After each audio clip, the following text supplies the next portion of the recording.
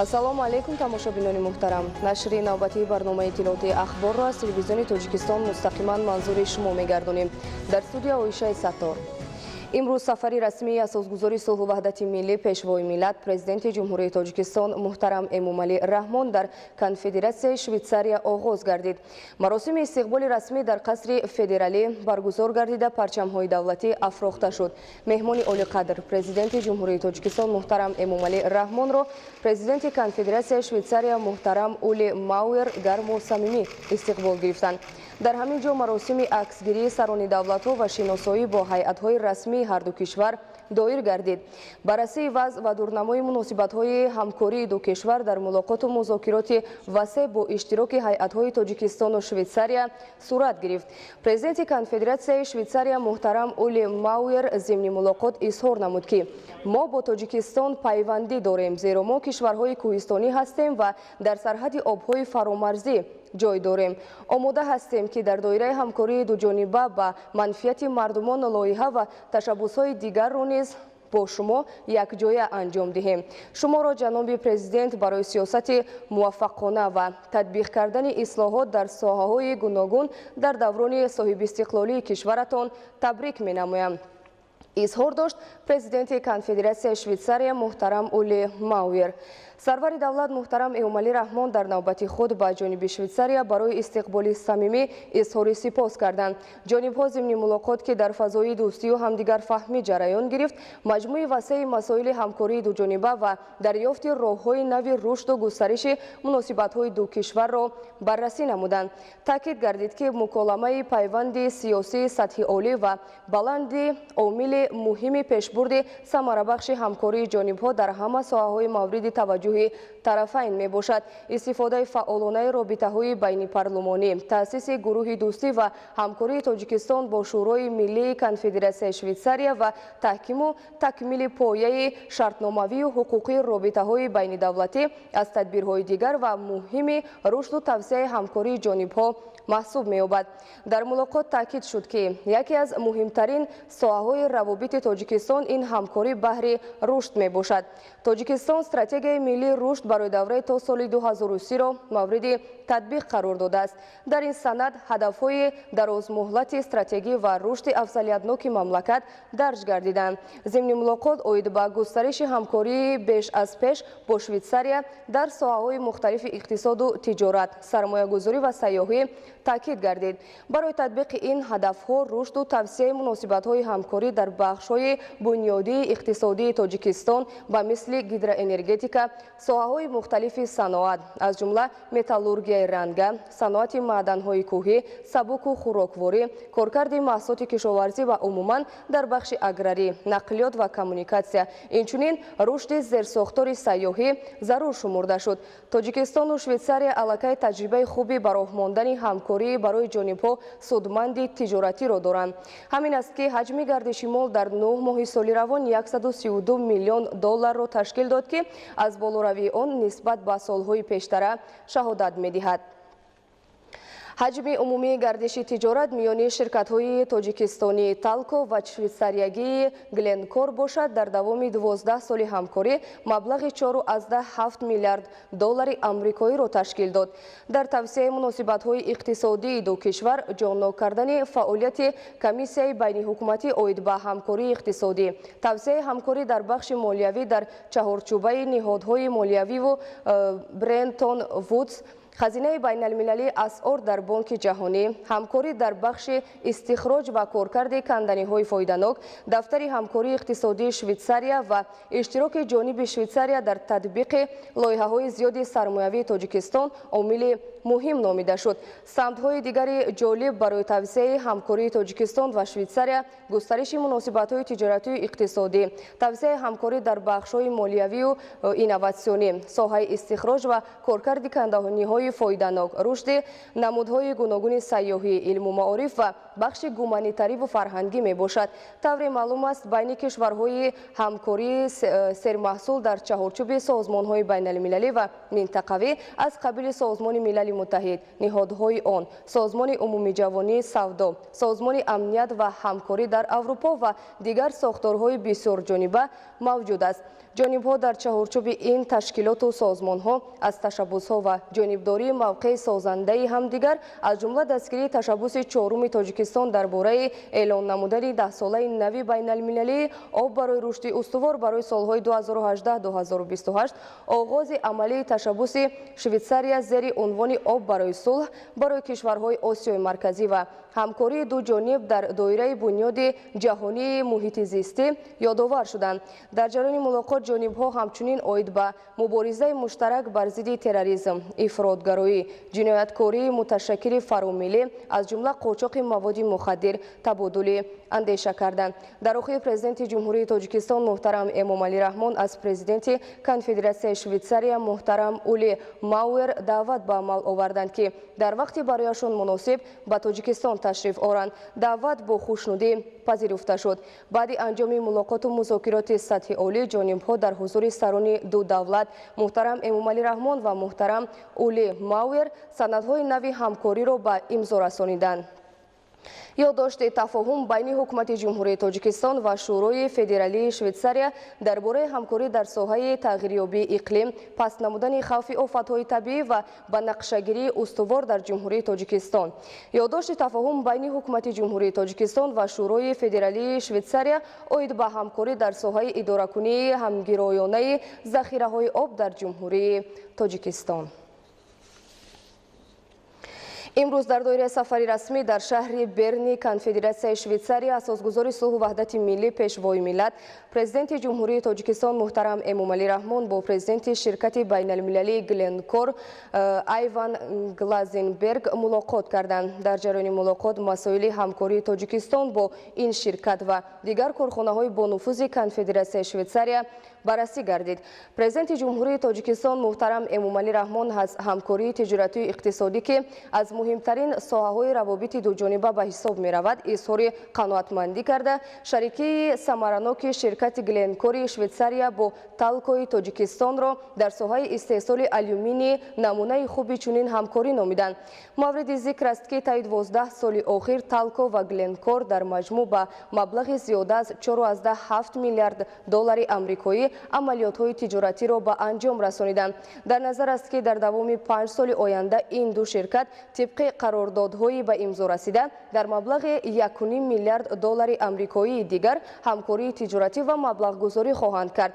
таъкид гардид ки бо дар назардошти имконоти мавҷудаи Тоҷикистон ва иқтидори Гленкор ба роҳ мондани ҳамкорӣ дар дигар соҳаҳои иқтисоди миллӣ барои ҳарду ҷониб судманд хоҳад буд. ҷонибҳо зимни мулоқот оид ба дарёфти роҳҳои нави тавсеяи ҳамкории иқтисодиву тиҷоратӣ ва сармоягузорӣ бо ҷониби Швейтсария аз ҷумла бо ширкати Гленкор дар соҳаҳои гуногун пеш аз ҳама дар татбиқи лоиҳаҳои коркард то ҳолати ниҳоӣ дар конҳои маъдани тилло, нуқра, сурма ва синк табодули андеша карданд. истифодаи имкониятҳои ҳамкорӣ дар бахши энергетика ва дигар соҳаҳои истеҳсолии иқтисоди миллӣ, татбиқи барномаи таҷдиди иқтидорҳои ширкати Талко ва саҳмгузории ширкати мазкур дар татбиқи ҳадафи чоруми стратегии Тоҷикистон, яъне саноатикунонии иқтисодии кишвар зарур шумурда шуд. барномаи иттилоотии ахборро идома медиҳем. Конституция арзишҳои олии халқи тоҷикро дар худ таҷассум намуда, суннатҳои таърихии давлатдорӣ ва ғояҳои инсондӯстонаи миллати фарҳангсолори моро инъикос кардааст ва таъмин намудани адолати иҷтимоӣ, волоияти қонуну тартиботи ҳуқуқиро яке аз мақсадҳои асосии фаъолияти тамоми шохаҳои ҳокимияти давлатӣ қарор додааст. бахшида ба ҷашни 25-солагии қабули Конституция дар шаҳри Душанбе ҳамоиши илмӣ таҳти унвони Конституция сарчашмаи қонунгузории миллӣ ва пойдории давлати соҳибистиқлоли тоҷикон баргузор гардид. ҳамкорамон Фирдавс Холов гузориш медиҳад. Конституция ҳамчун қонуни асосии давлат манфиатҳо ва иродаи халқ ё худ гурӯҳҳои алоҳидаи иҷтимоии ҷамъиятро ифода намуда, асосҳои муҳими сохтори ҷамъиятӣ ва ташкили ҳокимияти давлатии дахлдорро дар заминаи манфиатҳои онҳо мустаҳкам месозад. бахшида ба 25-солагии Конституцияи ҷумҳурии Тоҷикистон бо ташаббуси мақомоти иҷроияи ҳокимияти давлатии шаҳри Душанбе ҳамоиши илмӣ таҳти унвони Конституция сарчашмаи қонунгузории миллӣ ва пойдории давлати соҳиби истиқлоли тоҷикон баргузор гардид ки дар он намояндагон аз мақомоти иҷроияи ҳокимияти давлатии шаҳри Душанбе, вакилони мардумӣ, устодону донишҷӯён ва собиқадорони меҳнат иштирок намуданд. Конститутсия ҳамчун санади олии ҳуқуқи давлатӣ аз рӯи нишонаҳои ҳуқуқӣ иҷтимоӣ, ифодакунии демократия, шакл, тартиби қабул ва тағйирдиҳӣ, доираи амал ва мақсадногиро ифода мекунад, таъкид шуд дар ҳамоиши мазкур. Дар ҳамоиш зикр намуданд ки солҳои аввали соҳиби ихтиёрӣ вазъи ҷомеаи мо хеле мушкил буд ва мебоист як конститутсияи қабул шавад ки низоми ҳуқуқии ҷомеаро ба танзим дарорад ва волояти қонунро дар як мувозинат қарор диҳад. хушбахтона ба бахти мардуми тоҷик ин санади меъёрии ҳуқуқӣ конститутсияи ҷумҳурии Тоҷикистон қабул шуда дастраси мардум гашт ва он ба низом дароварандаи фаъолияти ҳуқуқии ҷомеа гаштааст. дар ҳамоиши мазкур чанд нуқтаи муҳим дар бораи таъмини соҳибистиқлолии мардум ва замина шудан барои бори аввал инсон ва ҳуқуқу озодиҳои ӯро арзиши олӣ эълон намудани конститутсия арзёбӣ гардид.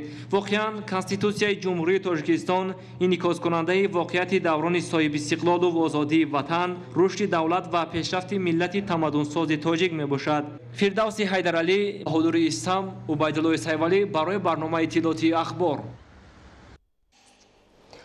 натиҷаи дастовардҳои конститутсионист ки имрӯз дар ҷумҳурии Тоҷикистон сулҳу субот ва ваҳдати миллӣ пойдор мебошад ва халқи Тоҷикистон бо ҳисси баланди ватандӯстӣ ба ободиву созандагии сарзамини соҳибистиқлоли худ машғул аст. Конститутсияи ҷумҳурии Тоҷикистон барои ташаккули давлати соҳибихтиёр, демократӣ, ҳуқуқбунёд, дунявӣ ва ягона нақши мушаххас гузоштааст. гузориши хабарнигорони мо. қабули конститутсия дар таърихи навини кишвари мо аз ҷумлаи рӯйдодҳои муҳимтарини сиёсие мебошад ки арзиш ва аҳамияти он бо гузашти замон бештар мегардад. ин бахтномаи миллат 25 сол мешавад ки аз ҳуқуқу озодиҳои инсон ва шаҳрванд кафолати зиндагии осоиштаи мардумро таъмин намуда принсипҳо ва меъёрҳои асосии ташкили ҳаёти ҷамъиятиро муқаррар кардааст. бояд қайд намоям ки ҳар як давлати тамаддунофарин бевосита конститутсияи худро дорад.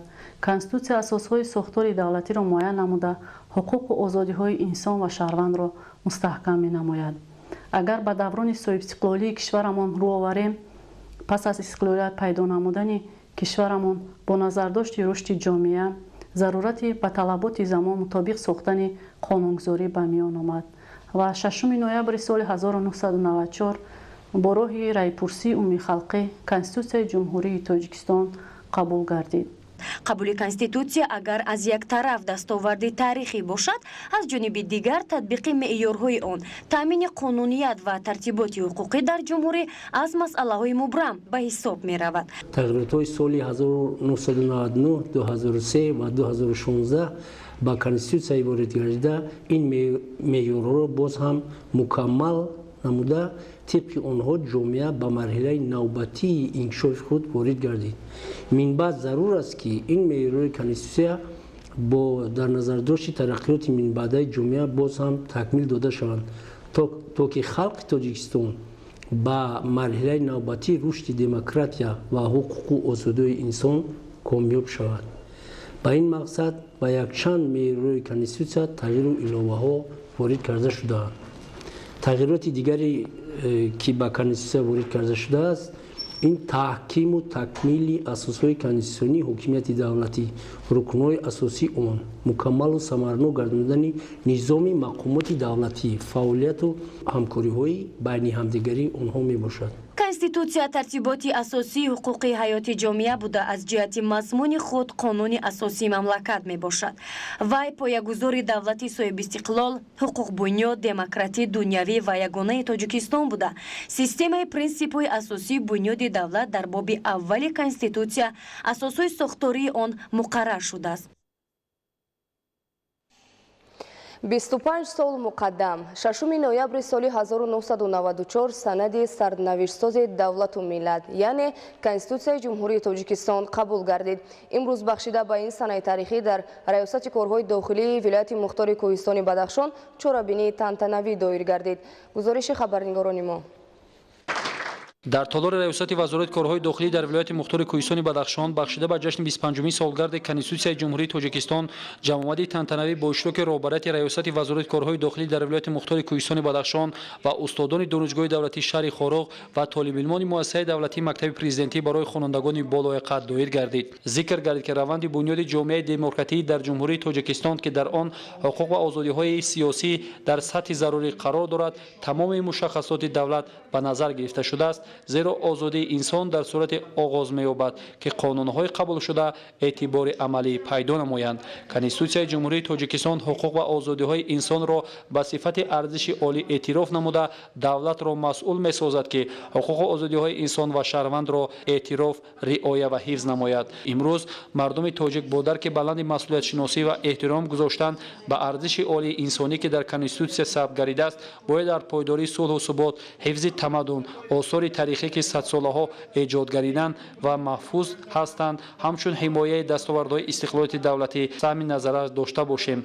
مسائل اساسی حاکمیت دولتی، اساسهای ساختار اقتصادی و اجتماعی جمعیت، حقوق انسان و شهروند از مسائل اساسی حیاتاً مهم به حساب می‌روند که در این حجت رسمی درج گردیدند. تاجیکستان روز از روز آباد و زیبا و سطح و صفت زندگی مردم تا رفت بهتر و خوبتر شده ایستاده است. همساله بنیاد و به استفاده دادن صدها عدد بنا و انشاءات از جمله کارخانه‌های صنعتی، مؤسسه‌های تعلیمی و طبابتی، منزل‌های استقامتی، نقب و راه‌ها از سیاست سازنده اساسگذار صلح و وحدت ملی پیشوای ملت پرزیدنت جمهوری تاجیکستان محترم امامعلی رحمان و دستگیری مردم شرفمند تاجیکستان گواهی می‌دهد. در فرجام چهاربینی طالب علمان مؤسسه دولتی مکتب پرزیدنتی شهر خاروغ با افتخار گرامی‌داشت روز کنستیتوسیای جمهوری تاجیکستان پارچه‌های شعری را منظور اشتراکداران چهاربینی نمودند. چهاربینی در ریاست وزارت کارهای داخلی ولایت مختار کوهستان بدخشان با شکوه و شهامت خاصه جنبش گردید. در چهارمین سمیت بین المللی سیاحی سالمگردانی که از جانب اسوسیاسیون سیاحی طبی ترکیه در جمهوری تاجیکستان دایر گردید، طبیبان تاجیک و دیگر نمایندگان شرکت‌های توریستی تاجیکستان اشتراک نمودند. گزارش خبرنگاران ما. از 25 تا 29 سپتامبر سال 2019 طبیبان تاجیک نمایندگان تشکیلات‌های سیاحی در چهارمین سمیت بین‌الخلقی توریسم سالمگردانی اشتراک نمودند. این مراسم با شکوه با تشبث اسوسیاسیون ترکیه توریسم طبی در دایره برنامه وزارت تندرستی ترکیه اوید به عملیات همجایی بین‌الخلقی تشکیل کرده شد. این چهارمین سمیت بین المللی است و ما امروز زیاده از 500 مهمان را زیاده از 50 دولت عالم قبول نمودیم. باعث خوشحالی ماست که بار اول با طی نمودن مسافه زیاد نمایندگان از زلندیای نو و استرالیا نیز حضور پیدا نمودند. شهرهای اردمیت و گیوره در مسافت بلیکسیر مهمانان زیاد از 30 دولت جهان را با شادمانی استقبال نمودند. طبیبان و توراپراتوران برای خود منطقه استراحتی به همتا را باز نمودند. در کشور ترکیه آبهای زیادی شفابخش موجود بوده. ترکیه یکی از 7 کشور دنیا به شمار می رود که در آن شماره زیادی منبع آبهای شفابخش و مینرالی طبابتی جایگیر می باشد. در ترکیه شماره این گونه منبع‌ها به 1500 عدد می رسد.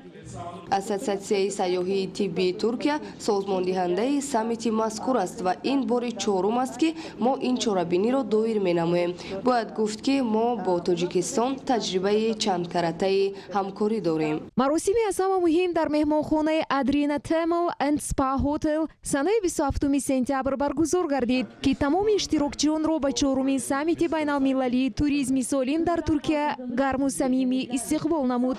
امروز ما در اینجا در سمیت توریسم طبی و ترمالی اشتراک کرده ایستادیم و با دستاوردهایی که در ترکیه در این سمت شده ایستادن آشنایی پیدا کردیم. میخواستم بگم که ما باید از این دستاوردهایی که در اینجا هستند آشنایی پیدا کرده همین فکرها در تاجیکستان خودمون هم باید پیشبری کنیم. شهر اردمیت در دوری 10 کیلومتر از بحر اگه جایگیر می باشد. در ساحل‌های حاصلخیز بحر رستنی زیتون می روید. بنابر آن این محل رو دریای زیتون می نامند. در ساحل بحر ویرانه‌های شهری قدیمی انتاندروس موجود می باشد. به اشتراکچیان سمیت میسر گردید که جایهای کفت و کاپ‌های ارخئولوژی را نیز ببینند. اینچنین آنها به سیاحت باغ ملی کژدگی در کوه کز یا اینکه آن را باز در گذشته ایدی می گفتند رفته دیدن نمودند. солҳои охир Туркия мунтазам аз болои нақшаи зиёдкунии воридоти сайёҳон бо мақсади табобату шифоёбӣ аз ҳисобҳои обҳои минералии нӯшиданӣ ва обҳои гарми шифобахш ба кишвар зиёд гардонад. обҳои термалӣ барои касалиҳои пӯсту бадан, барои касалиҳои буғумҳо, барои асаб, барои шуш, ҳамин обҳо бисёр фоидаи калон доранд. бинандагони гиромӣ, нашри навбатии барномаи иттилооти ахбор ба анҷом расид. Хайр, саломат бошед.